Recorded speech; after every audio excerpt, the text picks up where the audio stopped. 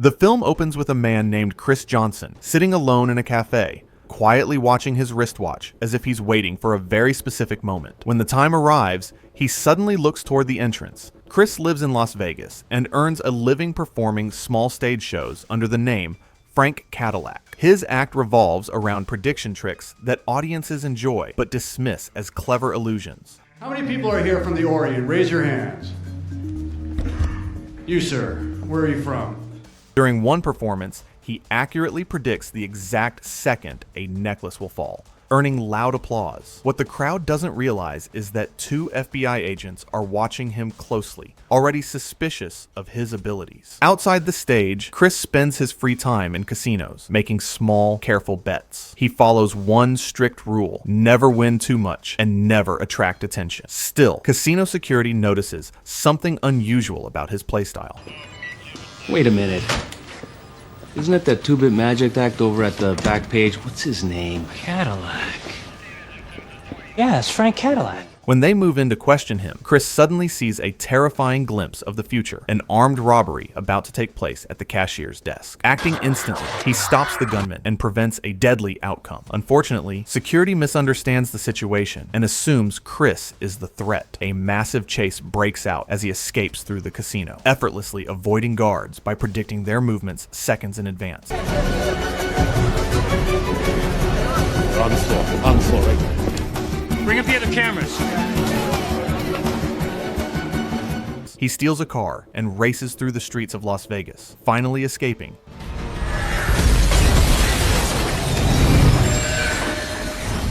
When he times his move perfectly and uses an oncoming train to cut off his pursuers. FBI agent Callie Ferris later reviews the footage of the incident and quickly realizes that Chris's actions cannot be explained by luck or skill alone. She concludes that he can see at least 1.5 to 2 minutes into the future. With terrorists threatening to detonate a nuclear device in Los Angeles, Callie believes Chris's ability could be the key to stopping the disaster. Cris later takes refuge with his old friend Herb, where he speaks about a mysterious woman he's seen further into the future than anyone else. He believes she may be his true love. As their conversation ends, Cris suddenly freezes. He sees that an FBI agent is about to arrive. This time, instead of running, he decides to stay, curious to learn what the authorities want from him. Cop? Well, then you gotta go. Hold on. I want to see how much she knows, what she wants from me.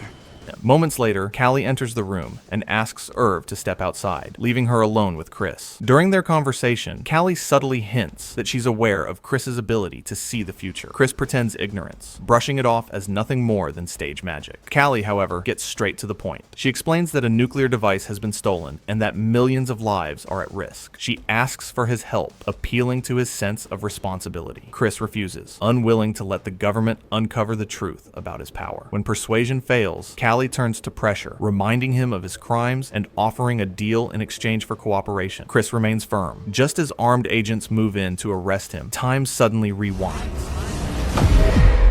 It's revealed that Cris had already foreseen this outcome. Using that brief advantage, he escapes through the back door, vanishing seconds before Callie realizes she was too late. He's gone, right? Elsewhere, casino security chief Roy Ball is confronted in a parking lot by people posing as officials. They quickly reveal their true nature, brutally threatening him for information about Cris. Realizing his life is at risk, Roy gives them everything he knows, confirming that someone with extraordinary abilities could interfere with their plans. Cris later finds himself back at a roadside diner, once again watching the clock. This time he's confident. The woman from his visions finally walks in.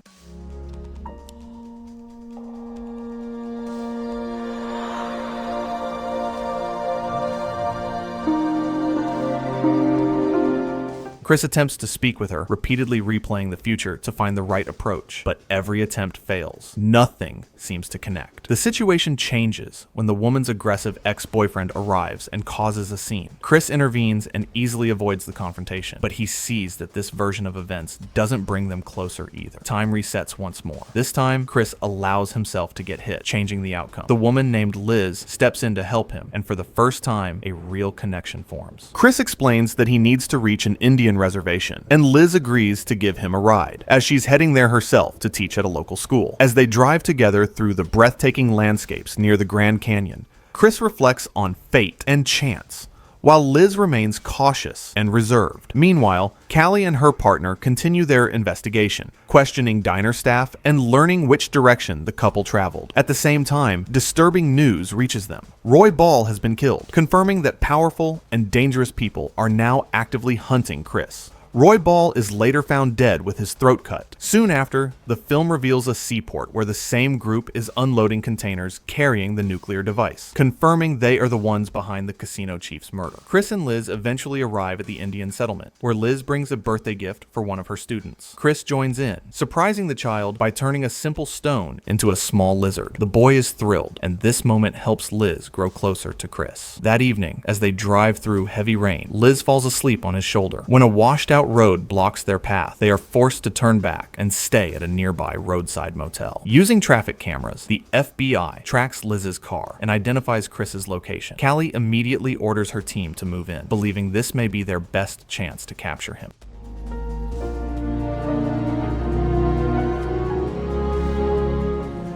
The next morning, Kavanaugh confirms Chris's exact whereabouts, and Callie begins planning the operation. At the same time, an emergency briefing is held at FBI headquarters. A top-level nuclear alert is declared, and the situation is described as critical. With no solid leads left, Callie convinces her superiors that arresting Cris is the only way to find the bomb. The director agrees, and the FBI mobilizes all available forces. Unbeknownst to them, the terrorists are closely monitoring FBI movements. Their leader decides to follow Callie's team, planning to reach Cris first and kill him before he can help the authorities. Back at the motel, Cris surprises Liz by turning a paper flower into a real rose, finally breaking down her emotional walls. As their bond deepens, the FBI continues preparing the capture plan. Callie realizes that ordinary tactics won't work. Cris can see danger coming minutes in advance. To outsmart him, they make a risky decision. They will use Liz as bait. When she later drives out to shop, Callie intercepts her, setting the next phase of the plan in motion. Callie intercepts Liz, shows her FBI badge, and convinces her to get into the car. Shocked and confused, Liz is shown security footage that makes Cris appear dangerous and unstable. Callie manipulates the situation, insisting that Cris used Liz to escape justice. She then gives Liz precise instructions. She must drug Cris at the exact moment his foresight won't protect him. Believing she's doing the right thing, Liz reluctantly agrees. Back at the motel, FBI agents quietly take their positions, while terrorists also watch from a nearby hill through a sniper scope.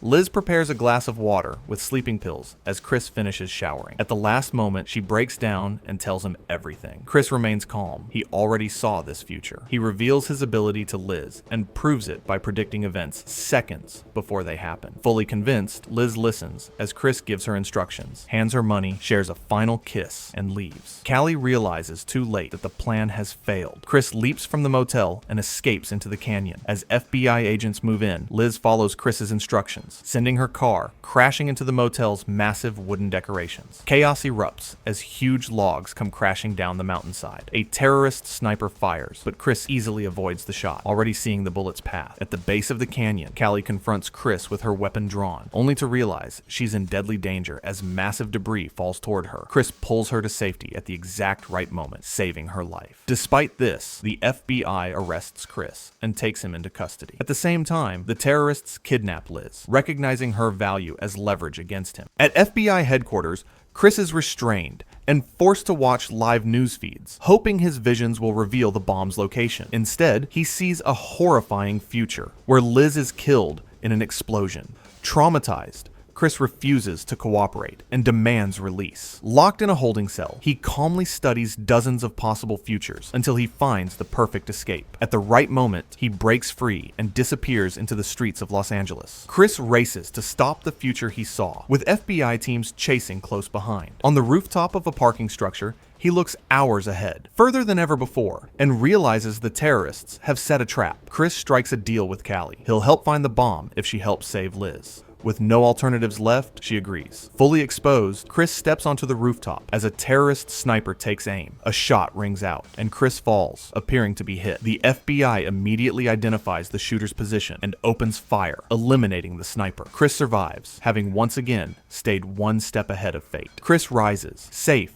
and unharmed and peers further into the future, discerning the van that will bring Liz. At that very moment, terrorists are loading her, trapped within explosives, into the vehicle, intending to use her as bait at the port. Cris swiftly convenes a briefing with the FBI team, personally guiding the operation and instructing them on exactly where and when to strike. The assault begins. Callie executes a precise shot, igniting nearby fuel barrels. The ensuing explosion flips the van, allowing Liz to escape and take cover among the port docks. Cris and his team rush to her aid, only to find the terrorists have already seized her, using her as a human shield. The chase escalates onto a massive tanker. Using his extraordinary gift, Cris identifies where the terrorists planted explosive traps and leads the team along a safe path, narrowly avoiding detonations. Then, something remarkable occurs. Cris seemingly multiplies, running through countless future scenarios at once. He combs every corner of the tanker, appearing in multiple places simultaneously, searching for Liz. Finally, he pinpoints her location, and the team neutralizes several terrorists in a fierce firefight. Though tragedy strikes as Callie's partner, Kavanaugh, loses his life, Cris leads the team into the tanker's hold, where the terrorist leader, Smith, wields Liz as a shield, pressing a gun to her head and threatening her life. Cris races through countless future possibilities, aware that in most, someone dies. At last, he discovers the single path that ensures survival. He charges towards Smith, dodging bullets with uncanny precision, moving as though he's dancing between them.